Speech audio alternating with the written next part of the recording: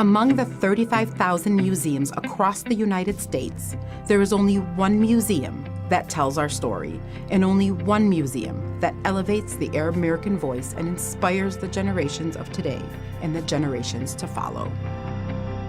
A thoughtful narrator of history, a passionate advocate of justice, and an innovative expression of our identity, the Arab American National Museum has served as the heart of Arab American storytelling, making its mark in the world of art, science, and culture. Brought to life by Access in 2005, the creation of this crown jewel and Smithsonian affiliate was guided by Access's vision of a just and equitable society that includes the full story and contributions of Arab Americans. Emerging as a powerful reclamation of our narrative in a space that has been dominated by ignorance and misconceptions that have threatened our cultures, traditions, and truths, the Arab American National Museum preserves our story and shares our contributions with the world. Locally and across our nation, we offer a history created by you to sustain a future that will be built by you. Since the very beginning of time, storytelling has been a way for us to navigate and discover our world. It is what heals us, unites us, and inspires us. Whether it is stories, songs, paintings, photographs, films, textbooks, novels, or poetry, the beauty and contributions of our unique and remarkable community are captured through the history and art that live on in our treasured Arab American National Museum.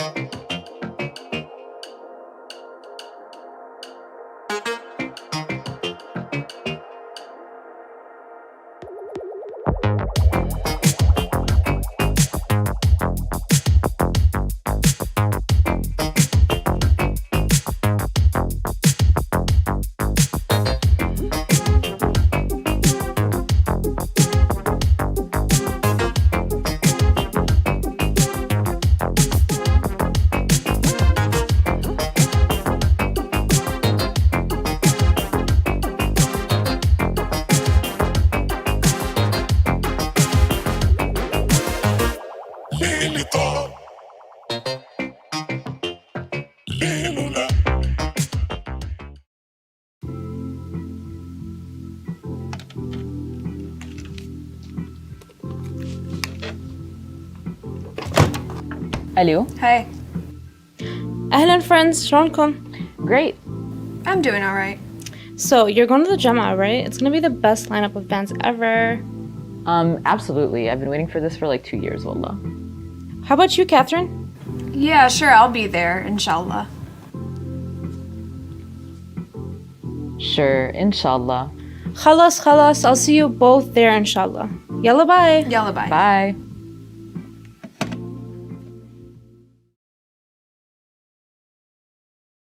Today's the day, JAM3A day 1. I know, I'm so excited, but like, where is everyone? You know, I don't know. We'll have to wait and see, I guess. But oh, you're here, and I didn't expect that.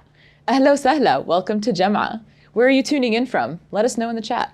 Thanks for joining us. I'm Fatma, and this is Lujain.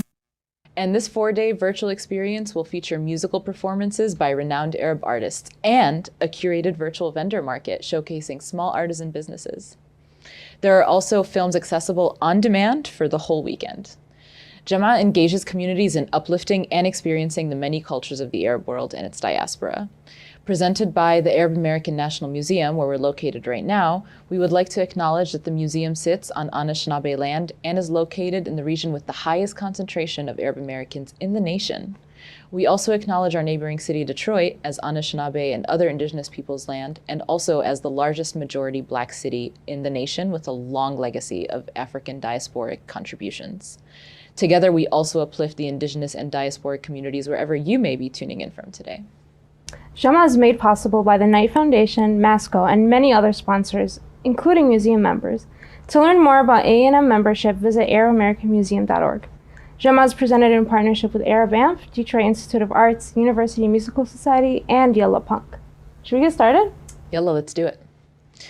The first performance is a production by POETIC Societies called REMOooOTE Detroit-Palestine. It is supported in part by Qatar Foundation International. This program is part of POETIC Societies' ongoing efforts for deep exchange between Detroit and Palestine through our ancestral and digital healing technologies for the somatic, sonic, and scenic liberation of the oppressed bodies across the earth.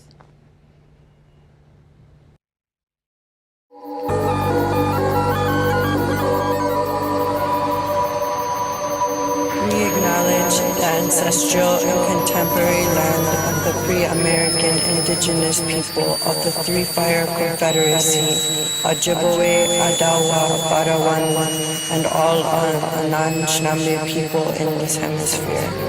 We may express in movement, mind, heart, right relationship to restore harmony with all beings, human and non-human, with the earth, the air, the water, in this time and space. We recognize the sacred wisdom persevered through our courageous ancestors and the lineage of yoga with BKS and Gita Iyengar. We honor each other and the inner teacher in all of us with our love and sharing today. REMOooOTE. Hey Siri, what time is it in Palestine?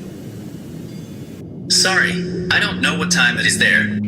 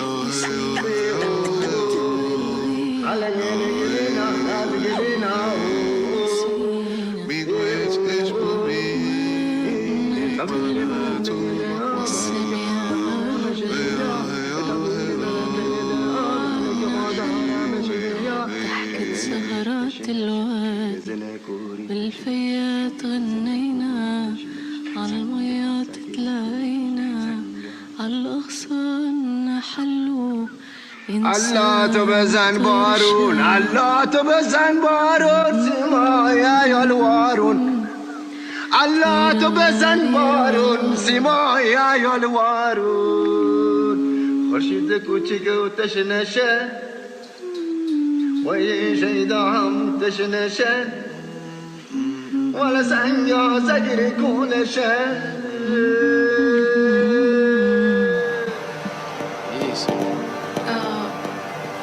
Right here. I just got a migraine right now. It's weird. Yeah, I'm feeling it right now here. It's just like something is, yeah. It's like a beat. It's so weird. It's a beat of a drum. But I feel it right here it's very like interesting. مثل مر البحر في قلبها سرها وتقول أنا اللي زيتوني بشق الصخر بشرب مية المطر وبجري زيت في شراييني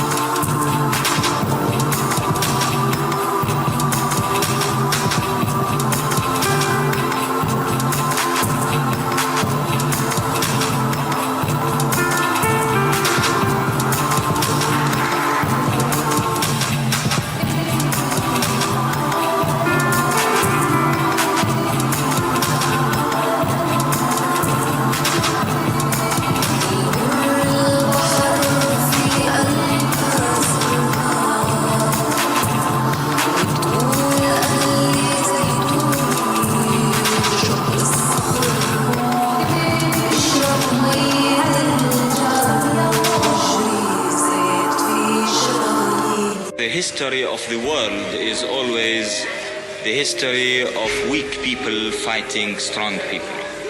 Of weak people who has a correct case fighting strong people who use their strength to exploit the weak.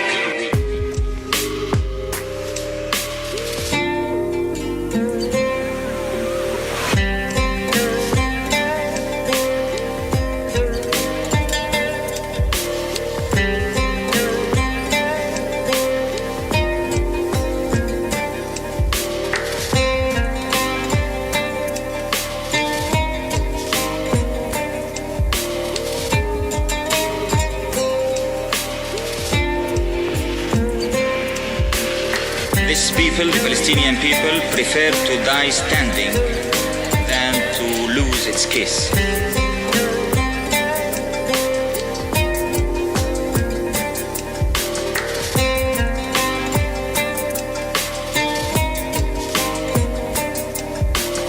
We achieved teaching every single person in this world that we are a small, brave nation.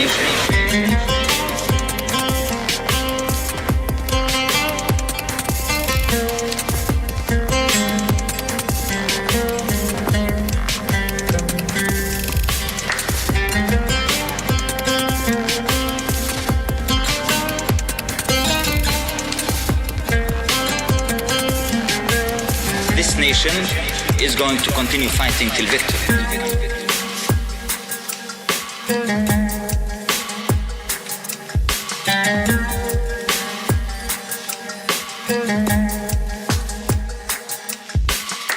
The Beirut leader of the Popular Front is Ghassan Kanafani. He was born in Palestine but fled in 1948, as he puts it, from Zionist terror.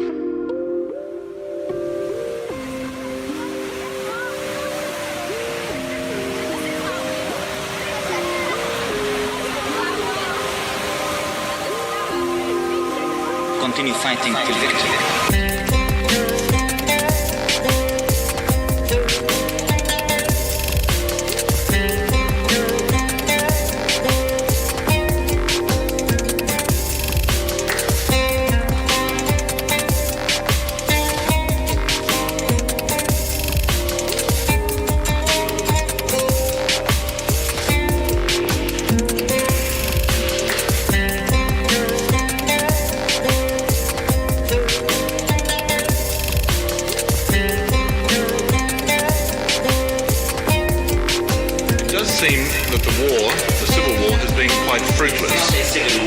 It's a people defending themselves against a fascist government.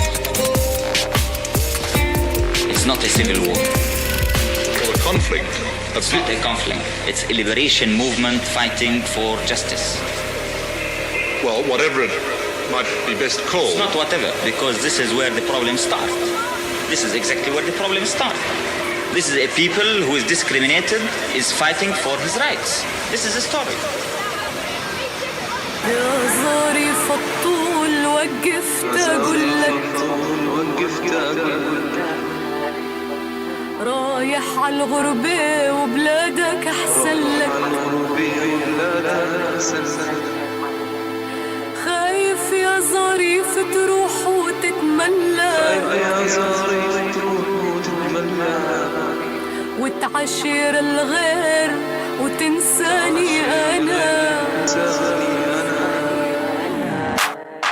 Just that holy smoke, shine go, Holy Ghost. They said that we were comatose, we rose and grow. Floral flow, olive oil, sizzle low, sorrow, yarrow, oregano, diplo. We chillin', building, healing mo, revealing international, reversing that colonial. We interrupt how rude to me until we peep them olive trees down to the sea. We from the lakes, we cut the lawn and chop the snakes. Our Bible breaks the settlements, ancestral with these medicines. Ancestral, oh, oh, oh, oh, oh, oh. Ancestral, oh, oh, oh, oh, oh. Ancestral, oh, oh, oh, oh, oh.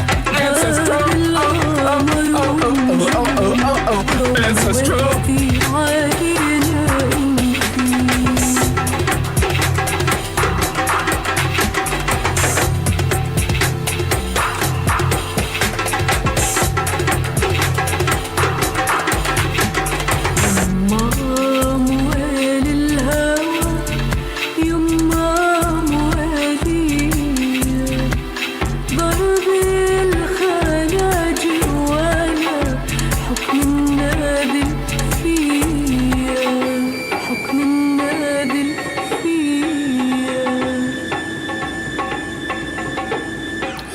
I look around the world, it brings tears to our faces. Both places displacement, mold and basement. Folks throwing prayers for rolling papers to cope with the trauma just from holding the paper. Women get canceled, how they scrolling Facebook. Ain't no honor in this culture of killing, where the citizens grow up wish to be super villains. Junior Olympics, soldiers put the medal on children. It's $1 million building called the ghetto resilient. We be growing like weeds with the medicine lyric, poetic material sizzle without chemical rhythm. Add a zukam when you feel it. That's the story of spirit. That's the story of spirit. That's the story of spirit. That's the story of spirit. That's the story of spirit. That's the story of spirit. Ancestral. Ancestral. Ancestral. Ancestral.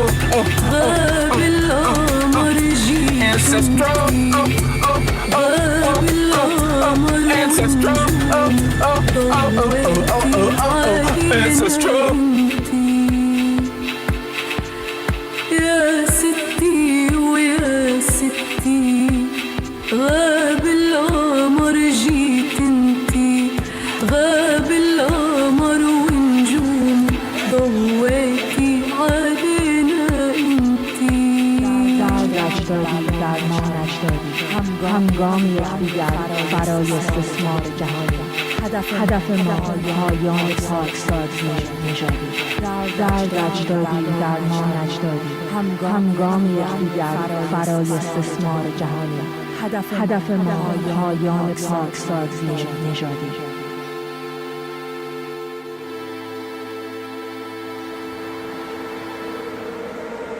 كنت أسافر 5 مرات بالأسبوع على الجامعة.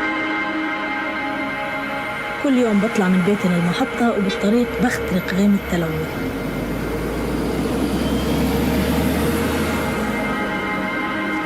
بستنى 5 إلى 30 دقيقة وبيوصل الباص. باللحظة يلي بدعس فيها جوا الباص بتبدأ لعبة المراقبة.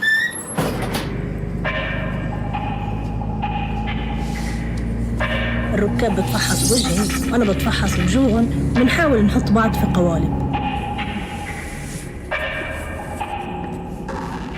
إذا كنت محظوظة بلاقي 4 مقاعد قبال بعض فاضيات.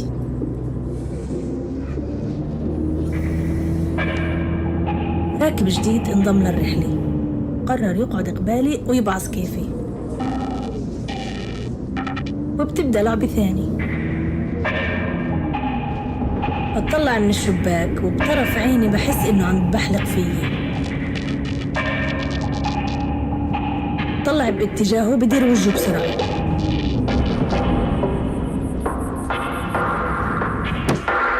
وبصير دوري أبحلق. رح يحذر إني عربية، وإذا رح يفكرني متجوزة وعندي عر أولاد وإنه جوزي بضربني.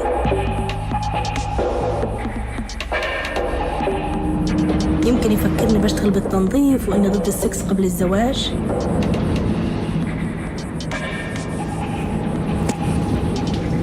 هو خدم بالجيش، قتل عرب، عنصري، بكرهني، أنا بكرهه. أنا أصلاً ليش عم بلعب هاي اللعبة؟ المحطة الأخيرة الجامعة على قمة جبل الكرمل المقدس في البلاد المقدسة.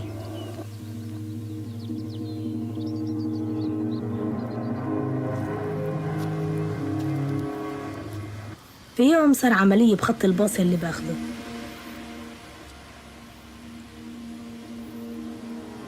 صديقي اتصاب وفقد قسم كبير من سمعه.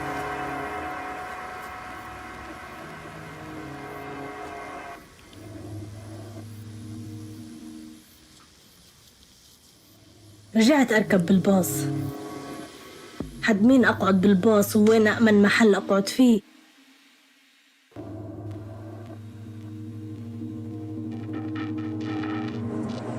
الباص بعده مكمل على نفس الخط، بس الركبة فيه. بطلت نفس الشيء.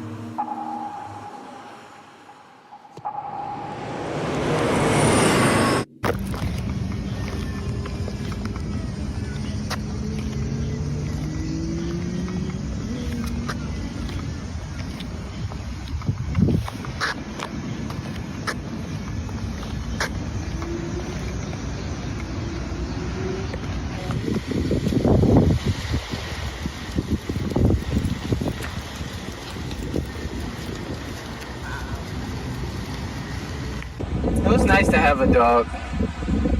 It was nice to have a dog for those moments. It was nice to have a dog for those times.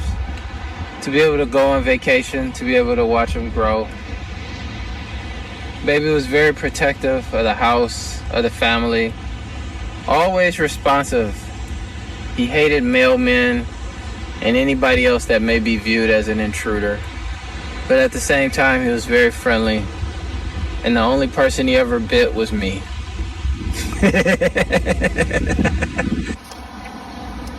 I give thanks to Baby. I remember when he bit me. His foot was caught in something and he was panicking. I tried to help free his foot. And in that moment, he panicked and bit me on the hand. I give thanks to that memory.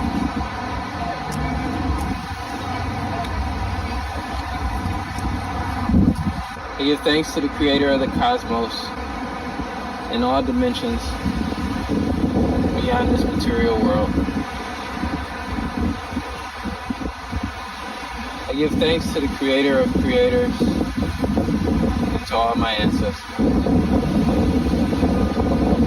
I give thanks to all my teachers, and all the elevated ancestors that have made it possible for me to be here. Ceremony 1. To our elevated ancestors. We don't take photographs of the winds. We know that which is beyond us cannot be seen, only felt, cannot be thought, only trembled, cannot be understood, only digested, or echoed, invited. We wrote this poem at my altar 1,000 miles away. A photograph would show in guest trailer this body with my feet, bare, alone, the parched field, alive with sons, toys, playing. We don't take photographs. When I am with you, grabbing a device is the furthest thing from my heart. When we laugh, no picture may capture the spirits passing between us. When we sit, we pass the camera to silence, our image then held in fields beyond this tangible life. We don't take photographs of our heart meet, but sometimes we hold each other neat as ink to page of a journal in unexpected drought. Sweat drops onto incomplete line. Sweet words blur together. Here, my hearts beat like rain. 2. We don't take photographs. The white folks colonize with mythology, share stories of our ancient ones, calling them chicken. We grab fowl by the neck and spill blood so that our petitions be free, descending deeper into earth. We set up rituals, pretend for visitors, payment in their cameras, shows for anthropology, science. How many African Americans became tourists? I met them in Brazil, looking for exotic honey, paying tens of countless dollars to catch, crush, or touch. To put our hands on dignity, what feels like floating, flying from this land where we pay to grab titles and honey sweet purposes, missing and murdered. We don't take photographs. This mind, our honey and rhythm hold memory. Catch it. Then these bloodthirsty strategists Fools who spilt the blood of 60 million in Atlantic Ocean through coastal dungeons, drag agriculture and earths into slave-making purgatory. These motherfuckers told the lynchers in the pictures, the crows of segregation told the story that we were afraid of cameras, feared little boxes of light and dazzle. The grubby hands framing like photography would try to kill our soul. Catch, catch, catch it. My nigga, we don't take photographs around here. You know why? Good. You know why? Good. Because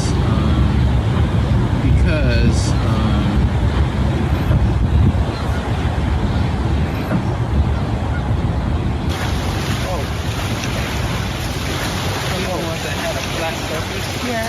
Some of the ones that had a flat surface. Yeah. Were the ones that were like shaking that appeared. Everything that seemed like the ones that were angular, or seemed like the ones that were more those angular or shutting or whatever. Yeah, that's so true. They find those more holes to grip. Yeah. They find those more holes to grip. Yeah. Beautiful sky today. Beautiful sky today.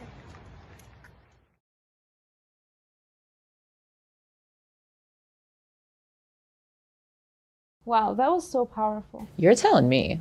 Hey, on the note of sonic liberation, have you heard of Yaa Samar's new project, Malayan Voices? She's a current AANM artist in residence, and her project Malayan Voices is an interactive audio project that transforms your shared song based on your unique answers about time, origin, and subject of your diasporic experience. She's been collecting folk and homeland songs all month. You might even hear some of them tomorrow at her performance on day 3 of JAM3A. You can even contribute your own songs on her website, Malayan.space. Sign up now. Guided sessions are limited. That sounds amazing, and I'm totally going to participate. But let's introduce the next artist, shall we? Hailed as the new princess of Nubian pop by The Guardian, Sudanese singer, songwriter, and ethnomusicologist Alsarah is passionate about the intersection of culture, music, and migration. With a spellbinding voice, she blends East African tunes with Arabic sounds and traditions for a one-of-a-kind style she describes as East African retropop. Thanks to support from the National Performance Network's Artist Engagement Fund, let's welcome Alsarah and the Nubatones.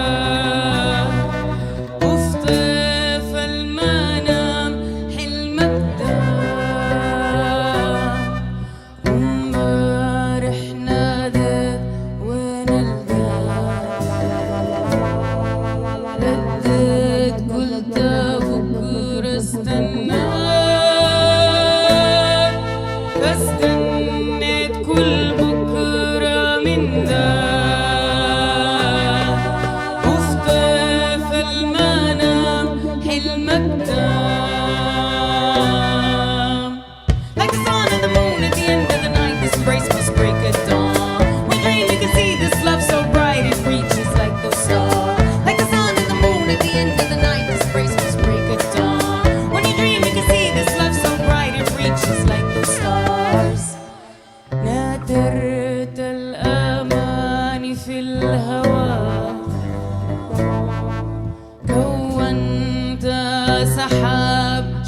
الأسرار يتكثف وصب الأمطار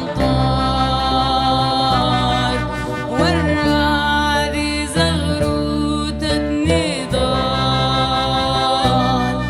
ومبارح ناكرت الهوى يتكثف وشال الأسرار اتكثف وصب الأشواق والرعد زغروتة نضال.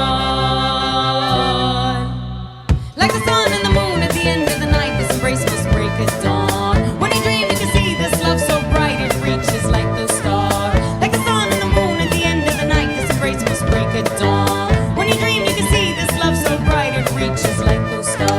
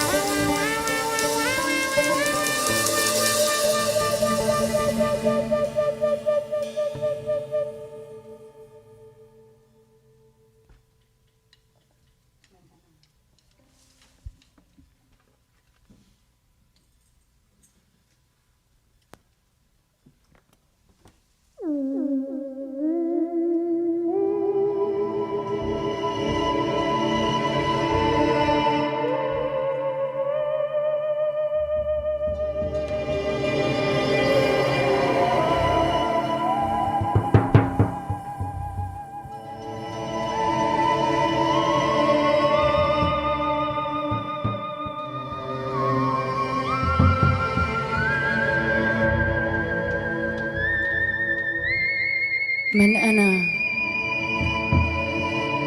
لو ما حبيتك واستنيتك من أنا لو ما هتفت في سبيلك رجلي داقت درب في مسيرك من أنا كتمت وكان في لحظة سكون قبل الهبوب وأنا واقفة مستنياك عمال أقول من أنا صدى السؤال زي الرعد بدق من جبل لجبل ولما الزمن يلف بكرة ومبارح في إيده وسيبك واقف براك بتسأل نفس السؤال ردك بس بيكون الفرق ردك بس بيكون الفرق ردك بس بيكون الفرق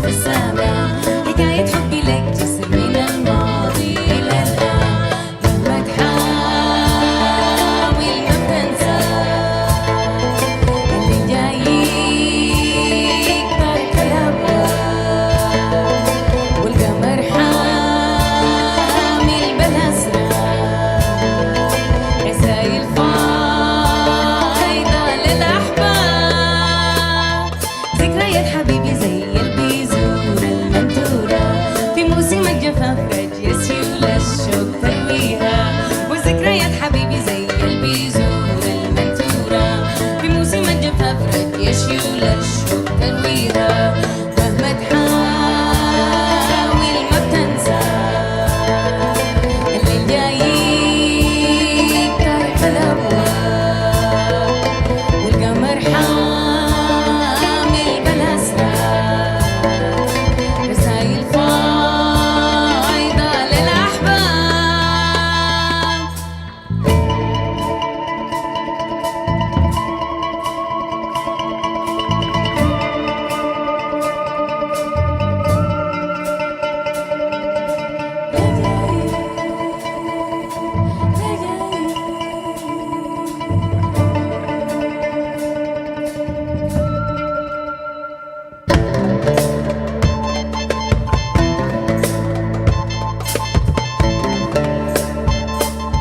اسمي على لسانك لمعة النجوم بيبي في السماء حكاية حبي لك جسر من الماضي إلى الآن وذكريات حبيبي زي البيزور المنثورة في موسم الجفاف رد يسيول الشوق ترويها مهما تحاول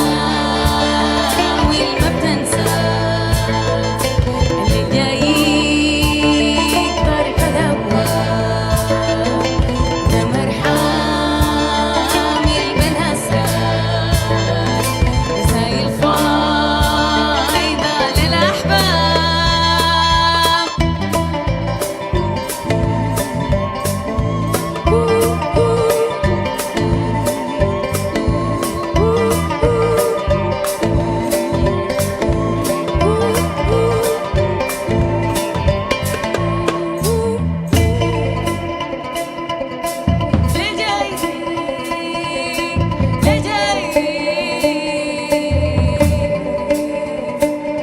طارق الأبواب طارق الأبواب طارق الأبواب طارق الأبواب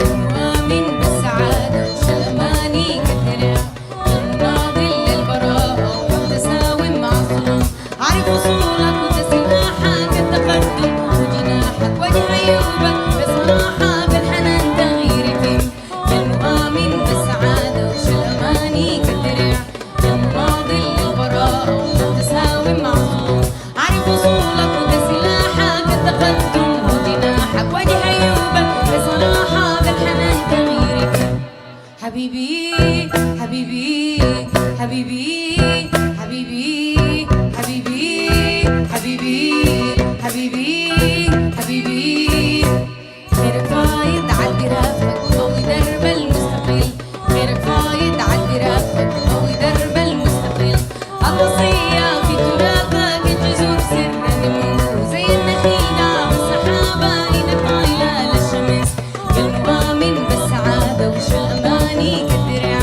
يا مناضل للبراءة ومتساوم مع الظلم عارف وصولك وبسلاحك التقدم وجناحك وجه عيوبك بصراحة بالحنان تغيير يتم حبيبي حبيبي حبيبي حبيبي حبيبي حبيبي حبيبي حبيبي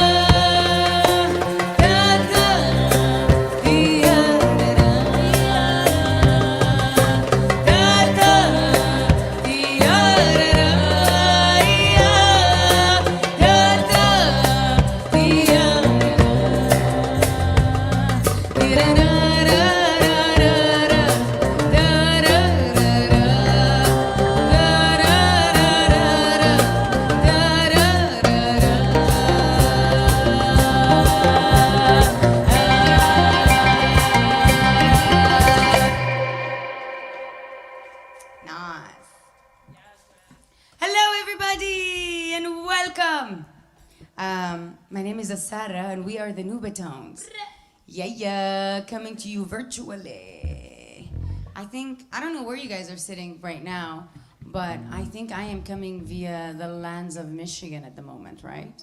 Although physically I am in Brooklyn, here at one of my favorite places. Come on, everybody, with some of my favorite people from Arcade Vision. Hey, guys. Making the magic happen. I'm pretending you're here in the room with me, so we're gonna just have a little chatter moment so I can feel like you are, and introduce you to what we do, because I wish you were here in person, but since I'm not with you, do what you need to do to get into the party vibes. Burn some incense, have a drink, have a snack, talk to your friends, whatever you need to do at home, do it, just do it. Yeah, so these last couple of tunes that we started with are off of our upcoming album, which we do not know the release date for yet, but it is finished. So yeah, those are some brand new songs. And now we're gonna bring you some oldies and goodies from our first two albums, Silt and Manara. This next track is called Al-Bahr, which means the sea. We wrote this whole album really kind of started as a seed. Manara, the album, started as a seed in Morocco when we were working. We were on tour there, and then we decided to take a little creative sabbatical in Alsila. And that's how this kind of started. And during that time, I remember there was a lot of conversation going on around the quote-unquote immigrant crisis, quote-unquote refugee crisis. And in my mind, all I could think about was the fact, as an immigrant and as a former refugee and as all of that, and knowing that none of these labels are really permanent labels, and knowing that none of these labels are really human labels. These are labels that are about policies and about countries and about nations and about borders, things that we need to dismantle immediately if we need to move towards the next step of our humanity, something we need to deal with quickly. But my favorite thing about the sea is that it's really the oldest highway in the world. It's also the first borderless place in which there is no man's land. It is for everyone and no one. The sea is also the way that takes you away from the past and towards the future. So it's always been a really important part for me in my life and in a lot of my emotional ups and downs. This song is called Al-Bahr, for all of those that have decided to take to the sea.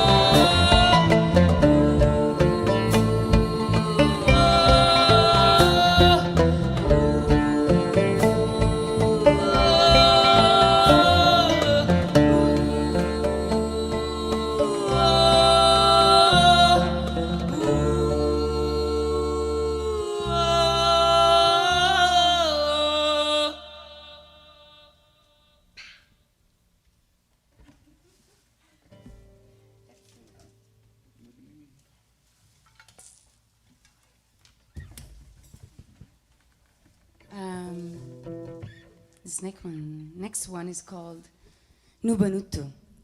It's a Nubian song. It's basically a shout out to all the different Nubian people, our history, our language, the need for us to come together in unity. Before the 1950s, Nubia really kind of stretched from southern Egypt all the way to North Sudan, you know, and modern day borders divided it in the middle, divided the people in the middle, and also kind of, what is the word I'm looking for? Sacrificed our existence for the sake of modernity under the guise of creating a national identity called Arab, called Muslim, the guise of creating a national identity that felt that we were disposable. The history of Arabs and Arab colonization in East and North Africa is something we often don't talk about, and that is something that I deeply, deeply think we need to speak about and to talk about before we can have any conversations around unity. Being Arab speaking is the same as being English speaking. It just means we're part of a complicated history, if you will. This song is called NUBANOOTE. This one goes out to all my ancestors.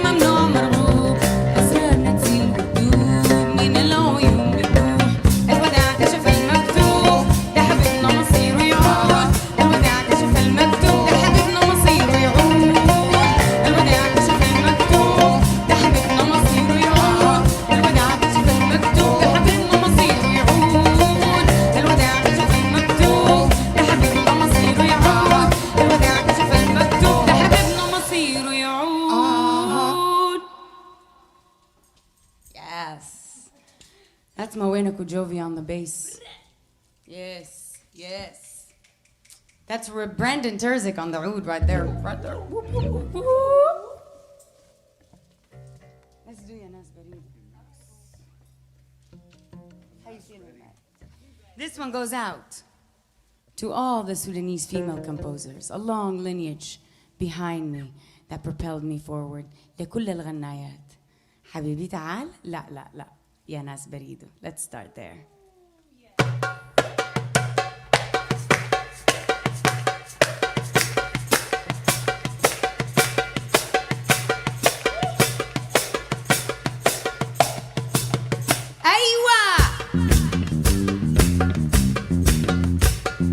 This one is specially dedicated to Salma Al-Asal. I learned this song from her. Shout out to you, Salma, wherever you are. One of the best Sudanese singers I know.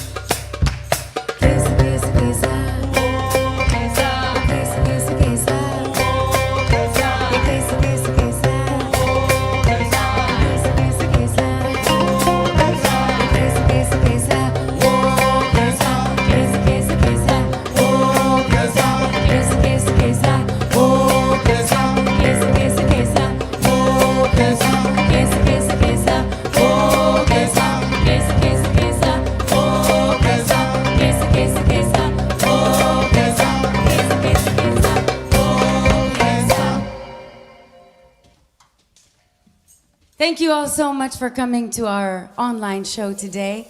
We are Alsarah and the Nubatones. Mawena Kujovi on bass and vocals.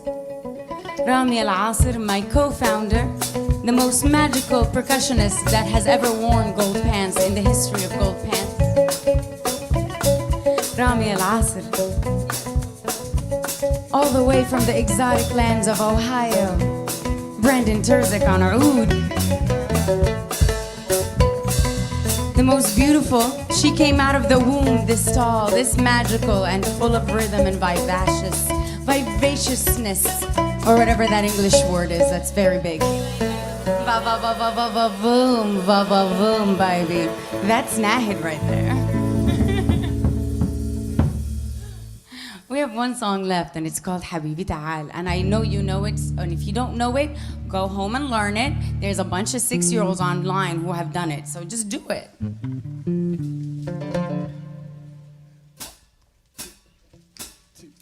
يا حبيبي حبيبي تعال تعال نتلم مدام الريد اختلط بالدم مدام الريد اختلط بالدم أنا ذنبي ايش عيلوني الهم يا حبيبي حسناك أنا في البحر بحل الطير هاجر رحل بستناك أنا في البحر بحل الطير هاجر رحل بحل الطير هاجر رحل انت من هنا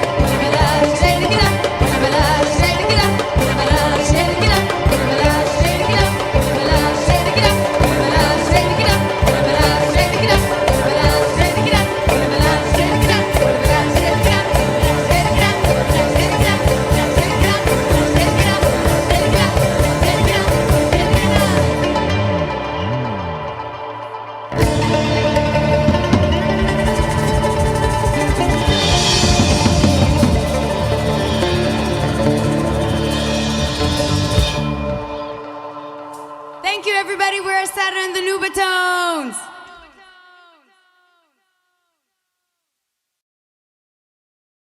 MashaAllah, I might be a little obsessed with Alsarah and the Nubatones.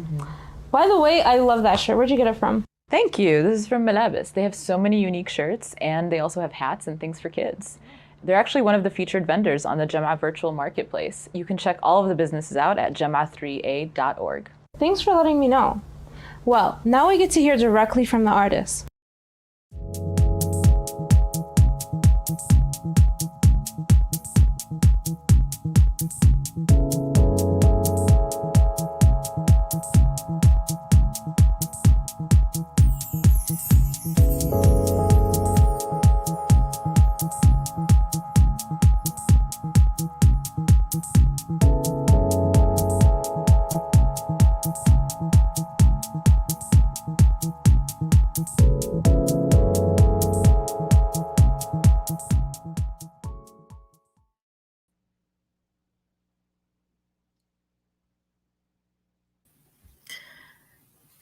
Wow, thanks everyone. What a great couple of performances to start our day, to start our festival. This has been amazing. Welcome everybody to the panel with the beautiful artists that we have here today.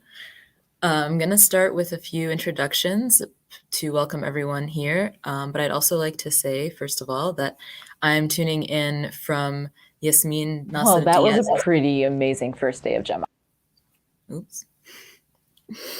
You know, with a virtual festival, technical difficulties are bound to happen. And, you know, we're in an interdimensional space right now.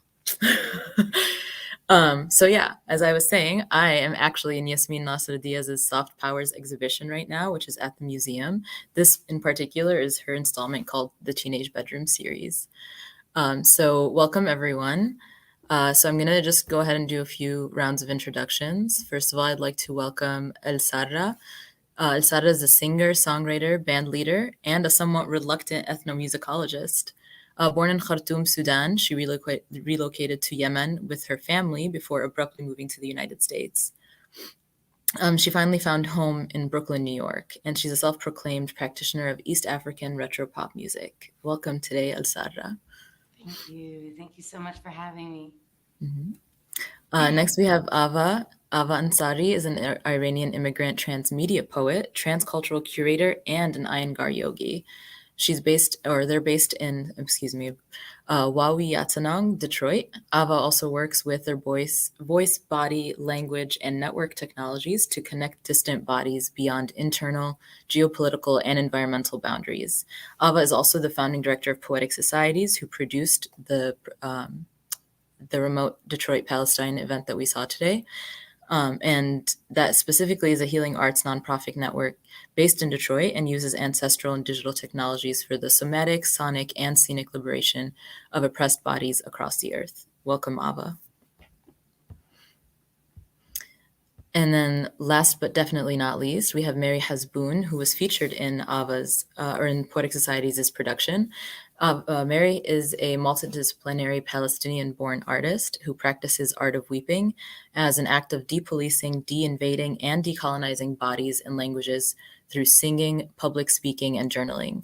Mary's work highlights the nuanced traumas of women and their resistance against the intersecting systems of oppression that are manifested in the military machines, patriarchal societies, and forced migrations.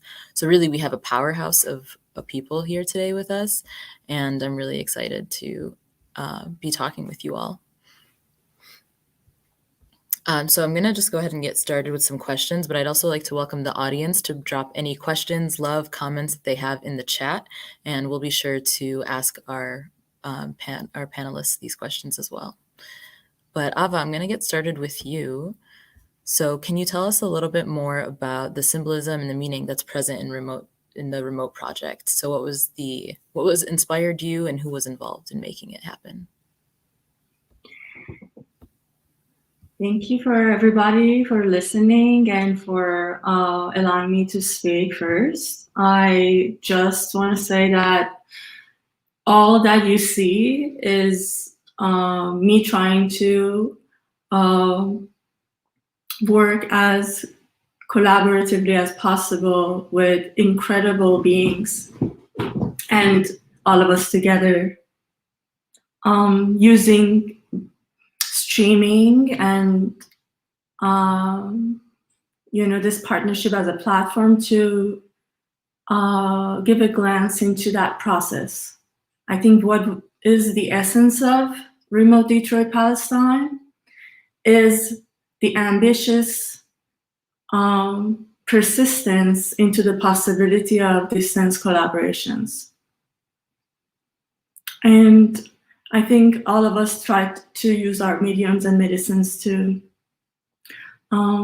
truly be with each other while we are creating moments and memories of celebration together and aligning our bodies in many ways. So it's very much about us as an institution, a nonprofit that models body as an institution, as a model. So that's what we are really after, and I think the museum was very helpful for us to feel grounded in this process, and by that, I just want to open the platform to everybody to jump in and speak, because yeah, it's I just cannot wait to hear from everybody.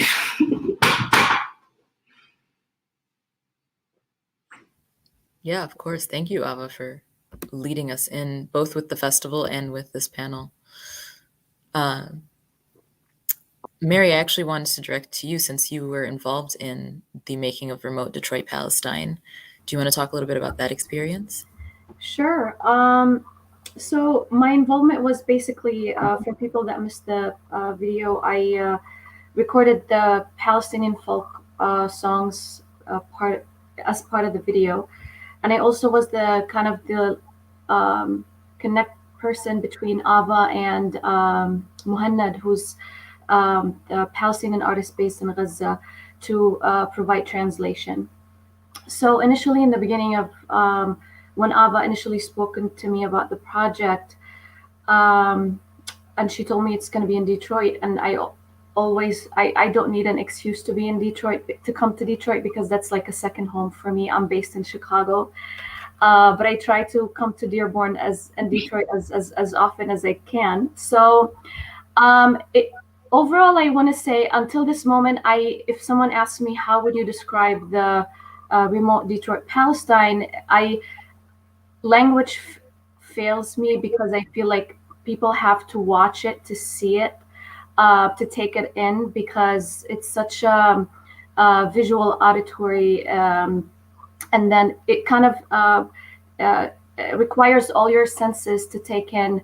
How do these bodies, our bodies, the artists, and also the viewers, how do we create in between borderlands, how the creative alternative stories, alternative histories, and also the connectedness of places. So for me, it was not just connecting Detroit to Palestine, but also it connected me to a place, to Gaza for the first time,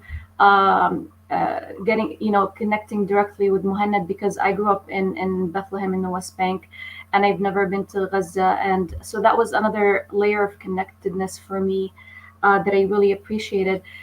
It was a tough process, because I felt the creation, like we created as we went. And honestly, until the last week, and probably Ava would agree, that we just saw the video manifest.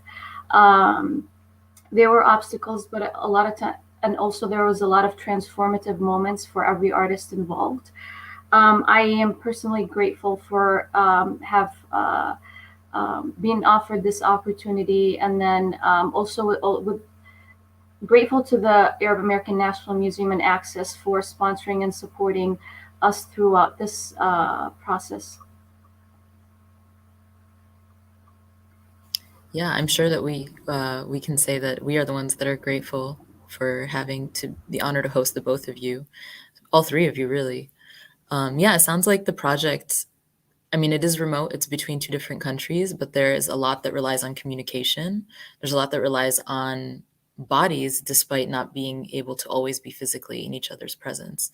So that's like an interesting dichotomy almost between the final product and then the process in making that product. So thank you both for the effort and the time that you put into making that happen. It was beautiful to watch. That's correct, Regine. It's like you're trusting something with your eyes and ears and imagining that they are your eyes and ears. And there's nothing you can pre-impose on the process. You have to just take on the journey. And there are not many people who can go through that and be transparent and true to themselves and, not cut bonds. I think it's like when you say shooting a movie is stressful, this is to me 100 times more stressful. And when you talk about live events and multi-dimensional, multi-locational connections, it's just different dimensions of connectivity we talk about that is like the unknown. Mm-hmm. Of course. And I mean, when we're talking about communication too, Alsarah, I'd like to bring you into the conversation now. So you were singing in different languages today. So can you talk a little bit about the meanings of those songs for any of the audience members who might not be aware? Like both of these acts today had multiple languages, and so I'm curious about your performance and what that's like to be a person who embodies multiple languages. I think everybody embodies multiple languages. There's so many different ways to speak to the world and to ourselves. Not just through words, through movement, through emotion, through breath. For me, as somebody who grew up speaking multiple languages, I know that within language, there's also personalities, just like within songs, especially traditions of songs. There is history being written into very simple words that don't seem like they are noting history, but they are. And so for me, I've always been someone who's been hyper aware of the fact that we don't create in a vacuum. We come from people before us, and we are living with people around us. And all of that feeds into us, like the great writer Octavia Butler said, everything you touch, you change. Everything you change changes you. And so with that, I approach the whole world. And I think tradition actually is the original blueprint for that. To me, traditions are things that are always in motion. Traditions are things that are created by people and made sacred by their perseverance and by their capacity to change and shift. So that's kind of been the springing board of how I approach making music and art and see the world. Our songs are in Arabic. There's one song in Nubian. I deal with a lot of different conversations, mostly about movement and memory and remembering and forgetting and tradition, as well as love and ingenuity. I really believe that people are, while we do come from those before us, we are walking cultures in the making. So for me, my music has always been about honoring that space the most. How do we really celebrate our cultures in the making while knowing the roots we come from? So it's important to know your history to know where you're going to go in the future, right? And I feel like a lot of my songs deal with that, but a lot of everyday things. So we have a few traditional pieces like Habibi Ta'al that you heard at the end, which is from the tradition of Aghan al-Banat in Central Sudan. And it's a simple song that talks about all the things you're willing to do for the one you love.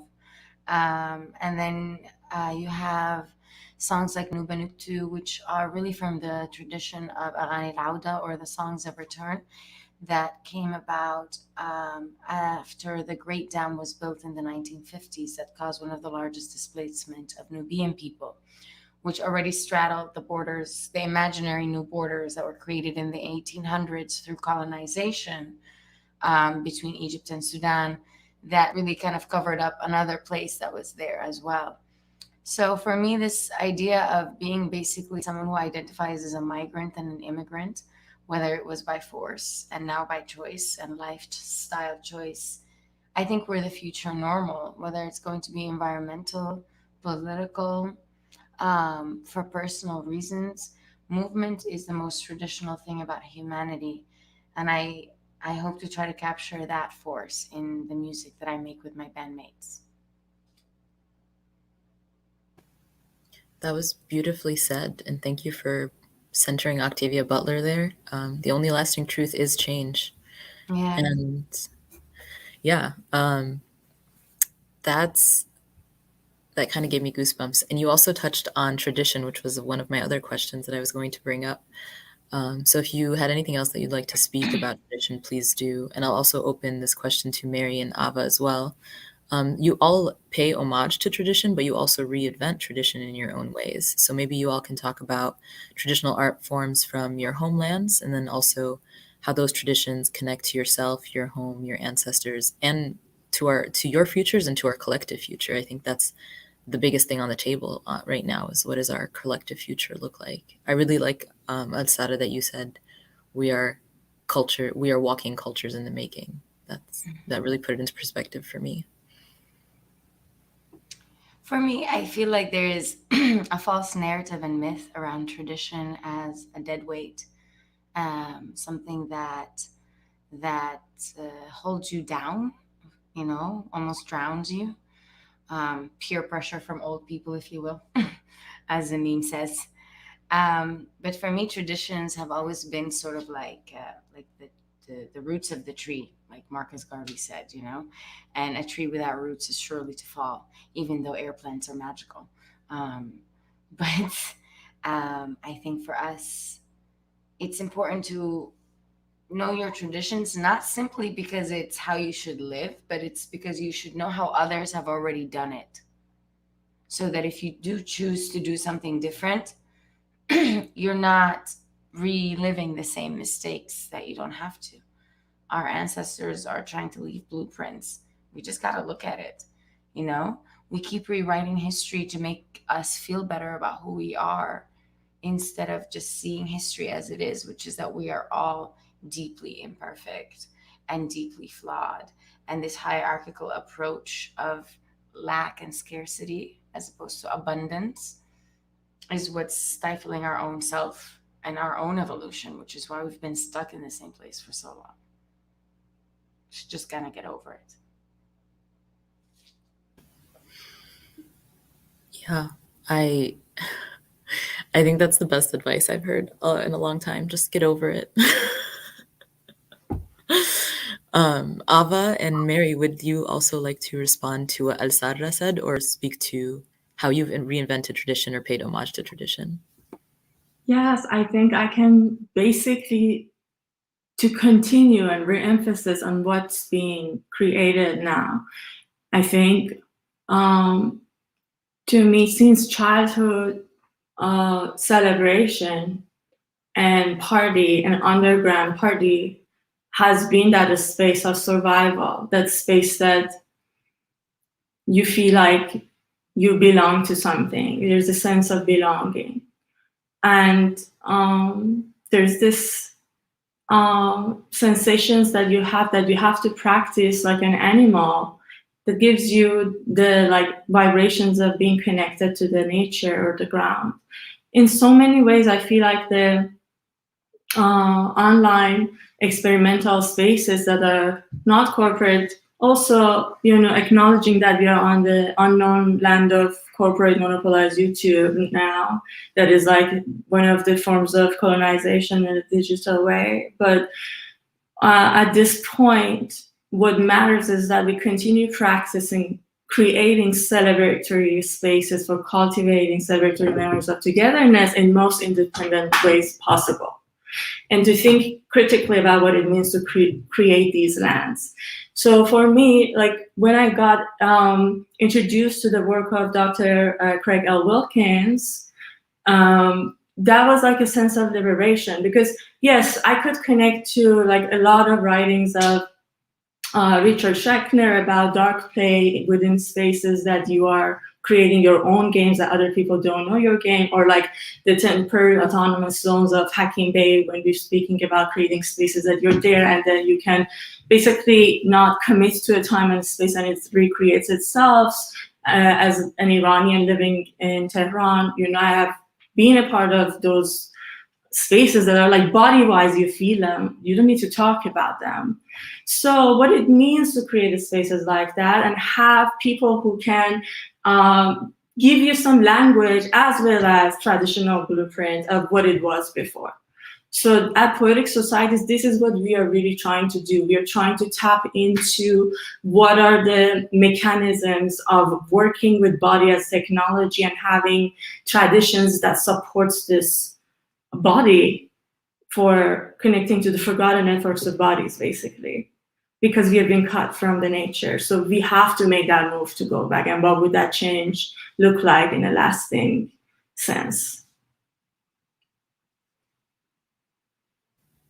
Yeah, I mean, sustainability becomes the heart of these. I mean, for me, and I'm sure for a lot of people who are of like minds, the sustainability becomes how, or the question that we're trying to answer when we're moving forward. How do we do it, and how do we do it in a way that can continue on? Mary, I'm wondering what you think about that. I know that for you, the art of weeping is definitely a process of healing, and so do you ever wonder what comes after the healing, or is the healing the sustainable practice? It's always continuous.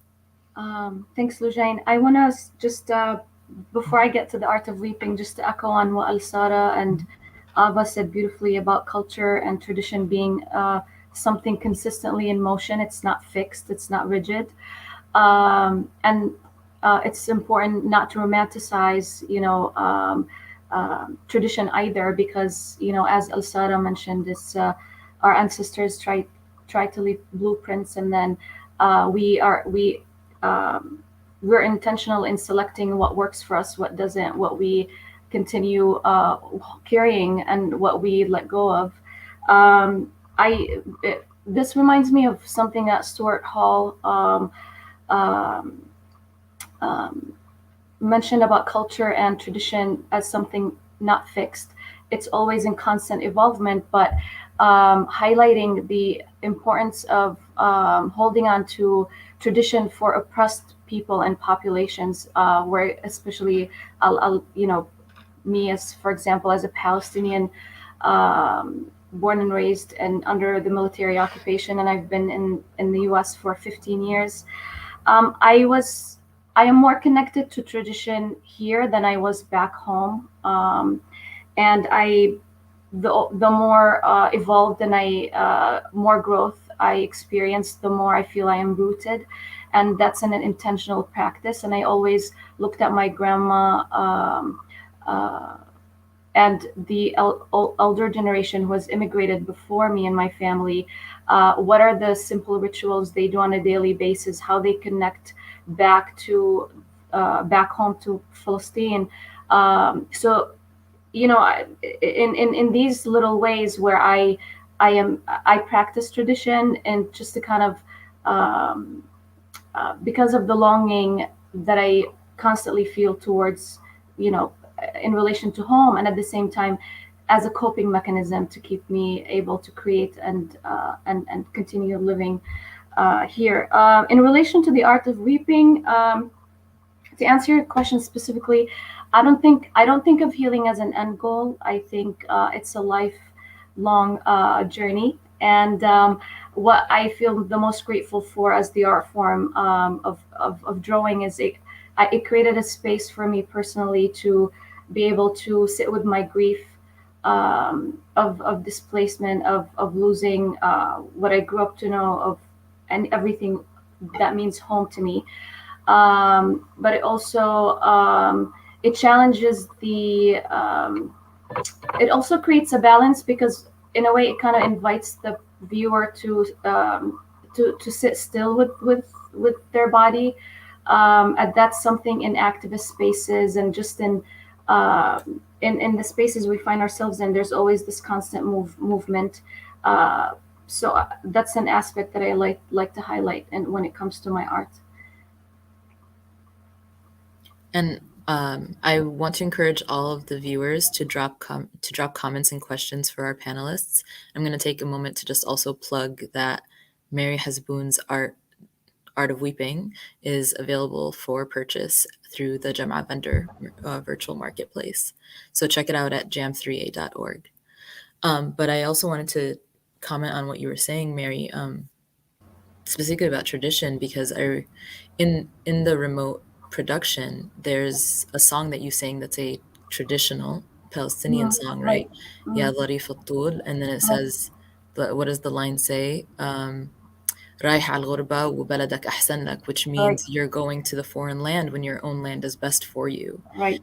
And so I feel like that line speaks to everything that all of us have been talking about on this panel. Oh, absolutely. I cannot tell you how many times I performed this song across the states.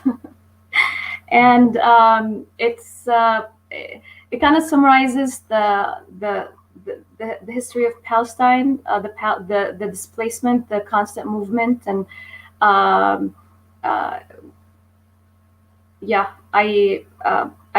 find myself always in awe with how simple the lyrics of the folk songs are, but how deep and almost like timeless, because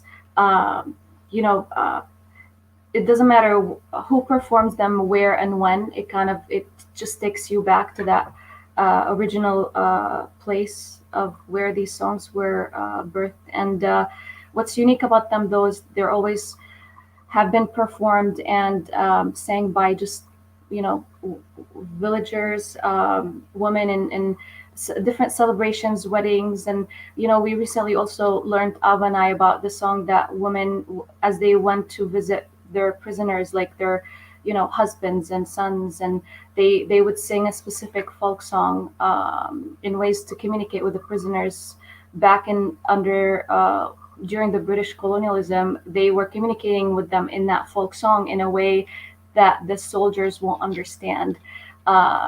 So it's actually fascinating. Yes, for the basically a little background, I think we really try to combine each other's traditions and histories and layers of connection to our cultures in many layers and levels. So folk really served as a very deep intersectional link, but both in terms of the somatic movements and also in terms of the poetry. And we were like, the curatorial idea was to think about these singings and chantings for survival and human vibrational communications, and like comparing them between camps, refugee camps, to plantations, and to like active places that genocide or slow genocide is taking place. So there's a lot there, but in general, I think the process was very much about, okay, how our bodies feels, where are traumas in our bodies, how we can talk about them. And we had open conversations about that with each other. And, we were able to really sit down and hold space for one another to some deep levels that I think that commitment to true collaboration and that transparency is what I seek as a cultural organizer. And this was the opportunity for that. And, places like this, I get introduced to incredible people. So like when Alsarah is speaking and we have this intimate, awkwardly public conversation. So it's like, wow, what is possible these days? And Lujin, thank you for your beautiful space holding. Oh, thank you. I mean, I have so much respect for you all. And I'm really honored to be able to hold this space and to be able to do it with, the support of a place like the Arab American National Museum. I have one more question for all of you, and I would like Alsarah to lead, if that's okay. I also have kind of like a sub-question for you, Alsarah, because we were just talking about, themes of movement, themes of tradition, and a lot of this is also in song, and we were just talking about like, the history of folk music. For you, you describe yourself as a reluctant ethnomusicologist. Yeah. So can you tell me a little bit about that? And then I will have the question for everyone in the group. About being a reluctant ethnomusicologist. Well, I went to school for music and I wanted to study non-Western music somehow. I knew I didn't want to do classical. I didn't want to do opera. I didn't want to do jazz. I wanted to study music of the world, and I wanted to understand how we coded sound in it. But I also wanted to make music. I was somebody who was an artist that wanted to learn about traditions other than Western traditions, which is exactly what music majors do when they're doing jazz and classical and whatever. They're learning traditional music of a certain tradition. So for me, it seemed like ethno was the best fit for that. However, it ended up being such a, at least at the time that I was in it, it's such a white-dominated field and such a male-centered colonial gaze. It's only really recently that there are more people like us, global immigrants, that are going in as ethnomusicologists and being a part of the narrative that helps document and write down traditions and stories and the culture of music around it. People that are an extension of that culture, people with insider, outsider privileges. But I say reluctant because it's like I left school knowing I don't want to be an ethnomusicologist.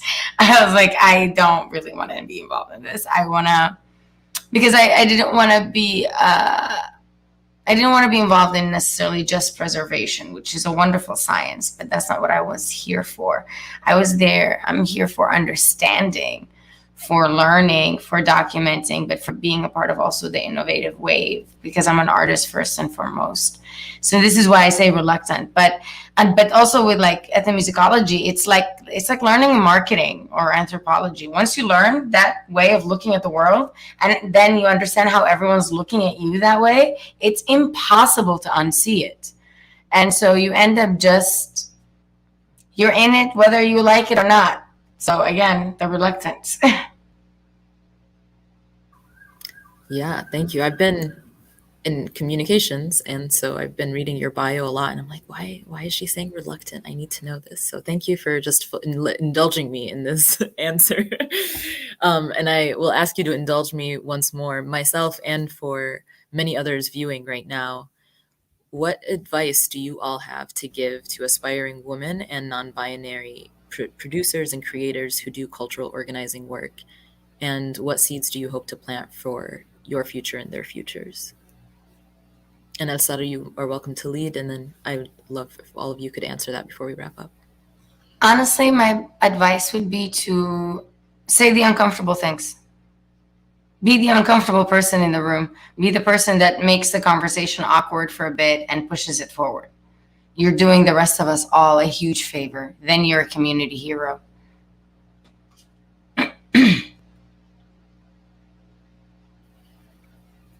We'll pass it to Ava.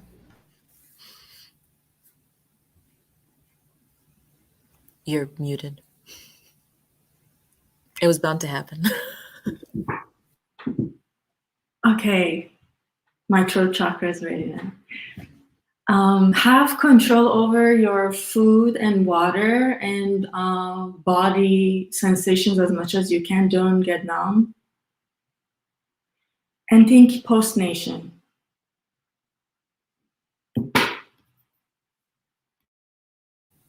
Mm-hmm. Figurative mic drop on that one. Mary, close us out, please. I want to say believe in your intuition and gut feeling. Listen to your body and give your body chance to communicate to you. And then the other advice would be pay attention to the micro level familial, cultural, and institutional violence as much as the macro level colonial police state and institutions, because those intimate, intimate, I want to say, practices of violence that we, face on a daily basis could be neglected for the sake of the bigger picture. But then at the end of the day, it's as important to be aware of them as the bigger ones. So. Exactly. If that's okay, I want to quickly touch upon that because, I really think as this memory of colonization as a deep memory that comes from the memory that the cell has from the virus colonizing the cell. So in that sense, it's very deeply embedded into the body. And the body falls into the repetition of that memory in this awkward way, and there are ways that we can break out of that. So when Mary's talking about institutional violence, to me it's like every choices that we make can be a colonizer choice at every moment, at every scale of our existence. And if we are at a place that we are thinking about different types of what future can carry for us, I think it's important to really touch upon that and hold each other accountable. With places like Poetic Societies, because we are independent, I think we are really able to do that, and that's the privilege we carry, but we pay blood and juice for it.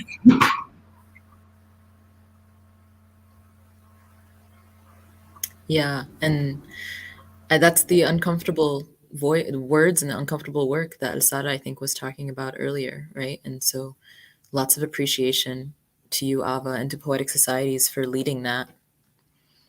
And my gratitude to all of you for joining me today. I had a lovely time talking with you all, and I'm leaving this conversation thinking very much so about my body and my own movements, the space that I want to take up and the space I already take up.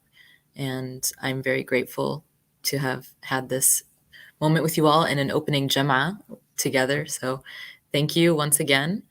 And we will be hearing from you soon, and hopefully we will be seeing each other and being in physical presence with each other soon as well. Have a great night. Jane? Yes. Come on, we have to go finish the closing remarks. Yalla, win All it. right. Well, I gotta go.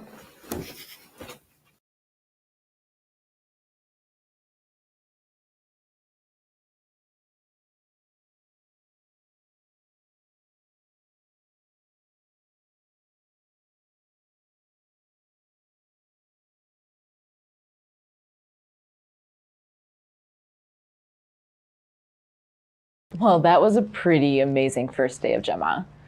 Be sure to RSVP at www.jama.org and tune in tomorrow starting at 7 p.m. Eastern Time for a performance by Egyptian rock star Yaa, followed by Tunisia's Emel, culminating in a talkback with both artists. You don't want to miss it. Yalla, bye!